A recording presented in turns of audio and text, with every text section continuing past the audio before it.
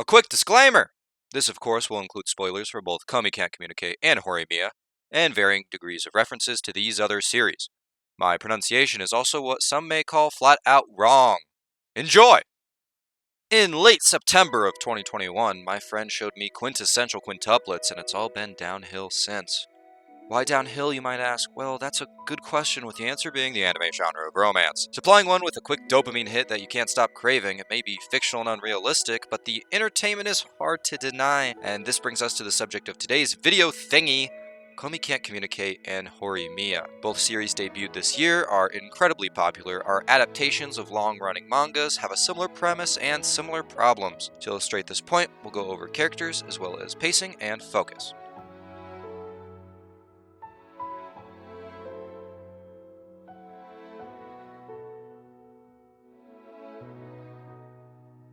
Alright, let's get this out of the way. Some of the characters in Komi Can't Communicate are the fucking worst I've ever seen. If you've watched Konosuba, you remember that ruffian guy who's just always like, there goes Kazuma and the gang. They're in quite a predicament, but they just might be our way out of this. I hope it goes well. He's more interesting than half this cast. As the title suggests, this show is about the titular character not being able to make friends, and so a classmate that realizes this, Tadano, puts it on himself to try and help her break out of her shell. The problem with this is that basically every character's motivation is just Komi. The worst offender of this is probably Yume. She starts like the general class mob, which is of the opinion that Komi is queen and Tadano is absolute scum. Just sitting next to her doesn't make him any better. She later not only continues this behavior, but tries to make Komi eat phallic objects from her crotch area and kidnaps Tadano, locking him away in her closet and threatens to kill him if he makes any attempt at escape. So yeah, she's pretty cool. Upon discovering that this individual has kidnapped her friend, Komi has this moment where she says, I decide my friends for myself.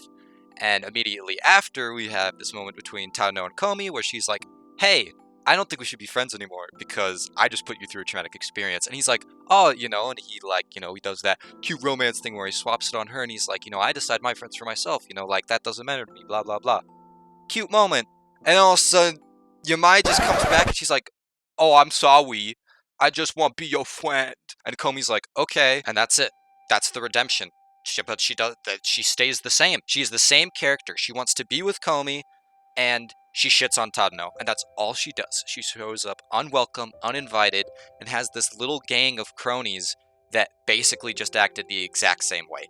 Then there's this other character. Her name is Agari, and she literally wants to be dominated by Komi. She wants to be Komi's dog. She says doggy wants to go on a walk. It's why do we need this character? I'm not going to go through every single character, but there are a few other classmates that aren't as bad yet still fall into the same problem. There's the one that's obsessed with fantasy and has incorporated it into her day-to-day life, treating Komi like a princess. There's the one that's obsessed with competition, just wanting to beat Komi at something. There's the one that's obsessed with city life, wanting to fit in because she's from the country, seeing Komi as an inspiration. I think you get the trend. Have no fear, as there are actually a few good characters in this show. What? That's crazy! Lay it on me! Those characters are Tadano, Najimi, and Onenimi.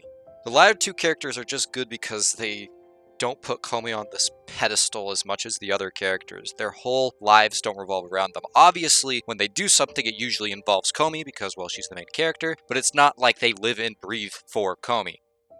Tadano is a good character just because, at least in terms of the show, he's not a piece of shit, he's not annoying, and well, his relationship with Komi is actually interesting. He's the first person to find out that, oh, she's not looking down on anybody or, thinking she's too good to talk, she just has bad social skills.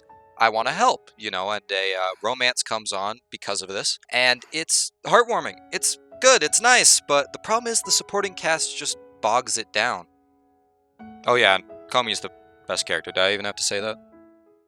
Horimiya is about two high school students that seem like they would never get along, but quickly find that they're actually quite compatible. As I said, it's similar, but the gender roles here are reversed, with the male lead being the antisocial one. Romance ensues, and hey, Horimiya also has a character catastrophe. Outside of the main four, Hori, Miyamura, Yoshikawa, and Ishikawa, every character is uninteresting. If we spend time with Remy and Sengoku, wake me up when it's over. If Sawada is trying to be with Hori, wake me up when it's over. Also, I hate all of the abuse sexual stuff between Hori and Miyamura. It makes me so uncomfortable just suddenly him smashing her into a wall with "Shit, bitch, you fucking blow my cock," and her biting her lip in broad daylight. Not the first time a series has been overly sexually charged in a discomforting way that negatively impacts the show on an overall scale, but still, no! Komi prefaces itself almost immediately with saying the kids at this school are quirky, as almost an excuse to make them one-note archetypes that act like drones, while Horimiya has characters that just aren't engaging. Regardless of your stance on Quintessential Quintuplets, it's nice that there are only 6 characters. No one else really matters. You see the dad of the Quins, 2 potential rival tutors, and a few other characters, but they're sparsely present and nothing is focused on them.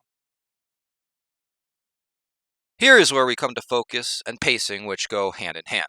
Dylan! You son of a bitch.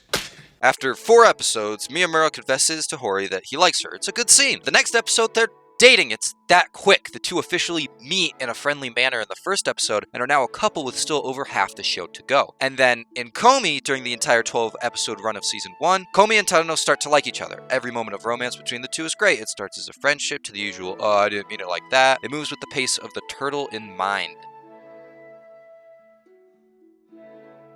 On the other hand, Horimiya feels rushed. The main romance materializing this quickly makes other episodes feel hollow in terms of importance, now deciding to focus mainly on the relationship of Ishikawa and Yoshikawa, as well as those of the student council members. The decision to not have these events run parallel with one another makes some sense, as Ishikawa has a crush on Hori, so he still holds out hope, but it destroys the flow. There's still nice moments between these other characters. The titular romance still has merit and good moments, but by that point I had practically clocked out and the rest of the episodes feel like a business cycle curve fluctuating from decent to bad. Remember how I was saying a few minutes ago that the fact that Tadano was kidnapped and had death threats thrown at him left and right was glossed over? Both have these issues of just ignoring moments and paying more attention to others. The one in Horimiya is that of the student council president Sengoku and his relationship with Hori. Hori bullied him for a majority of the time they knew one another, and finally Sengoku snapped with saying that he was going to tell everyone at their new high school she did so unless she stayed on his good side. So most of the student council work now rests on Hori's shoulders. Miyamura finds out, attacks Sengoku, and blames another member for the shortcomings in the organization. After that, it's over. They hang out in the student council room now with the other members, and while Sengoku obviously holds a grudge against Miyamura for assaulting him, that's it. They're added to the central cast just like that. It's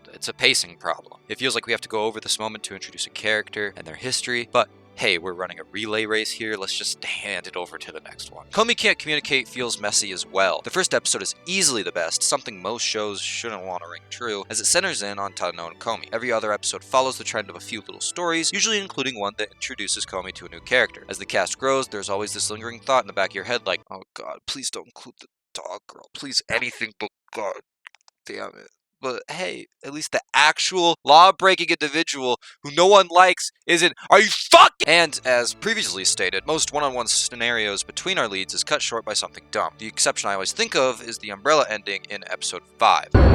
Umbrella! Ending. It's simple. It just plays the outro song over a simple interaction. Tadano has just finished with his class president duties, and Komi stayed in the library too long. Nakanaka, the fantasy character introduced early in the episode, stole Tadano's umbrella, and so Komi and him walked together. The usual awkwardness, the graze that turns into an oops, and a display of affection. Remember that recommendation when it comes to any medium, show, don't tell? The scene is done with just the text of Komi's notebook and the sticky note of the thievery with the outro tune playing. It isn't interrupted, it's played out in full, and says more than words. It sucks because it's obvious that Komi could be great, but I just don't see it with everything else impacting it.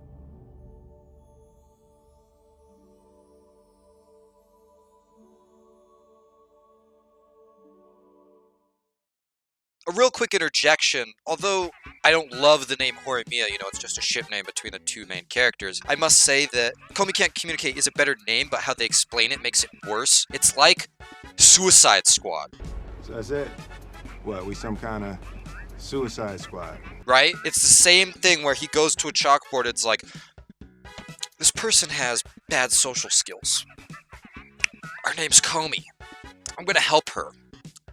What can she not do? Komi can't talk with others. What's a more complex word? Oh my fuck! As the fable goes, the turtle beats the hare, and I would argue that Komi is slightly better than Horimiya. Both are pretty average comedies, with the turtle relying way more on comedy than romance. Komi's style is more unique, but both are good-looking shows with nice animation. And hey, if you like them, power to you! The romances in both are good. And, you know, maybe it's just because it was the first I watched, but I really loved the second season of Quince and can totally understand why people wouldn't. It's not perfect as it suffers from typical anime problems, and perhaps the score I attribute to it is too generous, but fuck you, bite me. Anyway, if you want to watch a good anime, I really recommend